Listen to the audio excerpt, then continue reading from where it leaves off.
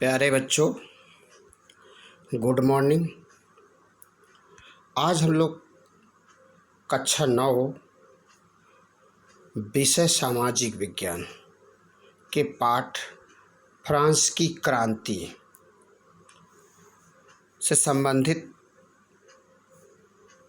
प्रश्नों को हल करेंगे।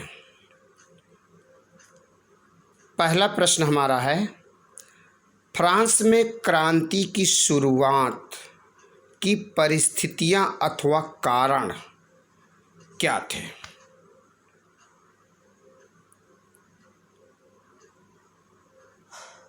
उत्तर में आप लिख सकते हैं कि फ्रांस में क्रांति की शुरुआत की परिस्थितियां अथवा कारण निम्नलिखित थे। पहला कारण, सामाजिक कारण। क्रांति से पूर्व फ्रांस में बहुत बड़ी सामाजिक असमानता थी। असमानता मीन्स ऊंच नीच, अमीर गरीब, ठीक है, इस तरह का जो भेदभाव होता है वही असमानता होती है। जैसे पुरोहित तथा कुलीन श्रेणी के लोगों का जीवन बहुत ही विलासी तथा उन्हें विशेष अधिकार प्राप्त थे। जो पूजा पाठ करने वाले लोग थे और जो शासन से संबंधित लोग थे, उनका जीवन बहुत ही सुखमय था। दुनिया भर की सारी सुविधाएं उनके पास थी और उनको बहुत सारे अधिकार भी दिए गए थे। इसके विपरीत किसानों तथा मजदूरों का जीवन एकदम नरक के समान था। कह सकते हैं कि उनके पास वो तमाम सुविधाएं जो पुरोहित तथा कुलीन श्रेणी के लोगों को थी, उनके तुलना में इनको कुछ भी नहीं मिल पा रहा। और किसानों तथा मजदूरों का जीवन एकदम नरक के समान था। क्यों? क्योंकि उन पर करों तथा बेगारी का बोझ बहुत ज़्यादा था। कर क्या होता है? टैक्स। अब बेगारी क्या होता है? बेगारी मीन्स पारिश्रमिक तो कार्य तो करवाया जाता है, लेकिन उसके बदले में कोई मजदूरी नहीं दी जाती थी। जो वहाँ का बुद्धिजीवी वर्ग था, यानी फ्रांस का जो बुद्धिजीवी वर्ग, डॉक्टर, वकील, अध्यापक इत्यादि का समाज में आदर सम्मान नहीं था और उन्हें पुरोहित तथा कुलीन श्रेणियों से हमेशा अपमानित होना पड़ता था। यही असमानता, इसी प्रकार की जो सामाजिक असमानता थी, वही फ्रांस की क्रांति का एक बहुत बड़ा कारण बना। दूसरा कारण है राजनैतिक कारण। फ्रांस का सम्राट लुई 16वां एक निरंकुश शासक था। निरंकुश मीन्स अत्याचारी, जिसको अपने प्रजा के सुख दुख के बारे में कोई चिंता नहीं, बस अपने ऐश और आराम में ही अपना जीवन यापन कर रहा हो। वह सदा भोग विलास और आमोद प्रमोद में ही मस्त रहता था। कौन? लुई 16वां, जो कि वहाँ का सम्राट था। उसका अपने अधिकारियों पर कोई नियंत्रण भी नहीं था और वे मनमानी करते थे। राज्य में एक दूषित शासन प्रबंध स्थापित था। भाई, जब आपका अपने अधिकारियों, अपने प्रशासन पर किसी तरह का कोई नियंत्रण नहीं होगा, तो निश्चित है जो आपके अधिकारी और प्रशासनिक कर्मचारी होंगे वो मनमानी जरूर करेंगे। हर भाग में अलग अलग तरह के न्यायालय तथा अलग अलग प्रकार के कानून लागू थे।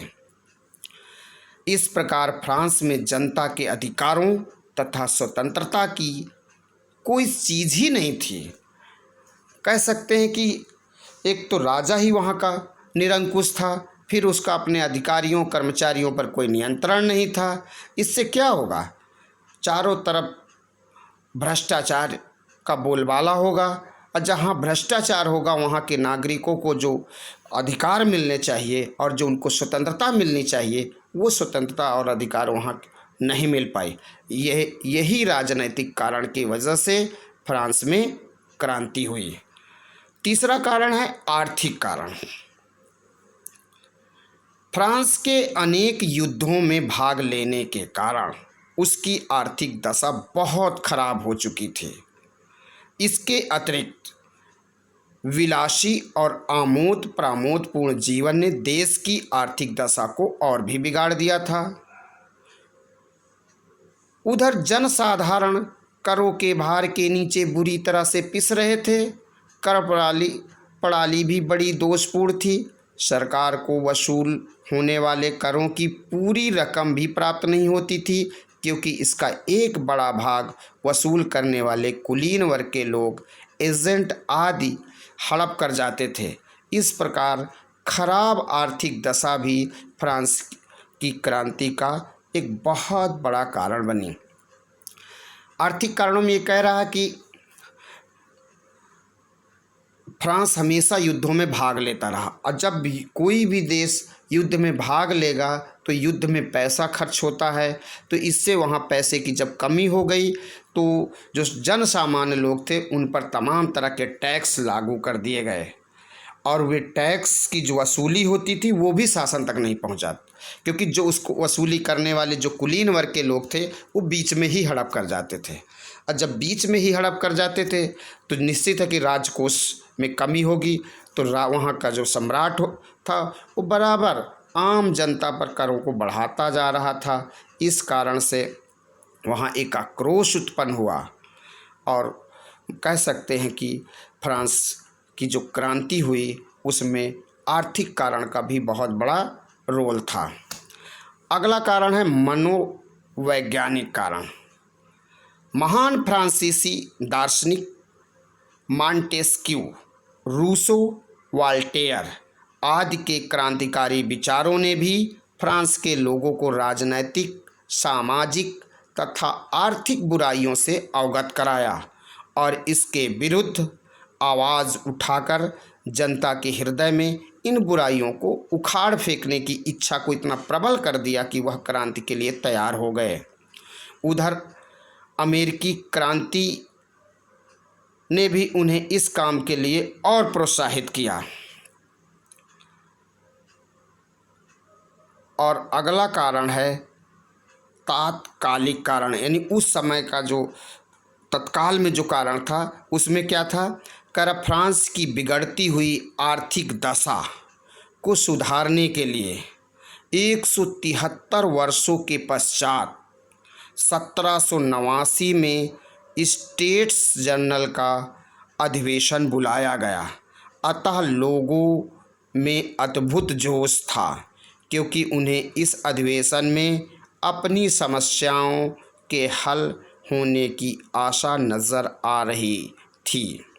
परंतु जब पुरोहित तथा कुलीन वर्ग के लोगों ने इसमें भाग नहीं लिया तो जनता का धैर्य जाता रहा। उधर 1788-89 ईस्वी के भयंकर आतंक से जनसाधारण पहले ही काफ़ी दुखी थी। इस प्रकार स्टेट्स जर्नल के अधिवेशन बुलाए जाने से ही फ्रांस में क्रांति का सूत्रपात हुआ।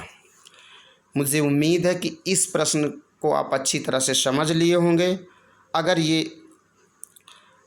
इस तरह के वीडियो अगर आपको और चाहिए तो मेरे चैनल को सब्सक्राइब करिए, लाइक करिए, और मैं आपके सारे प्रश्नों को इसी तरह सॉल्व करवाता रहूँगा।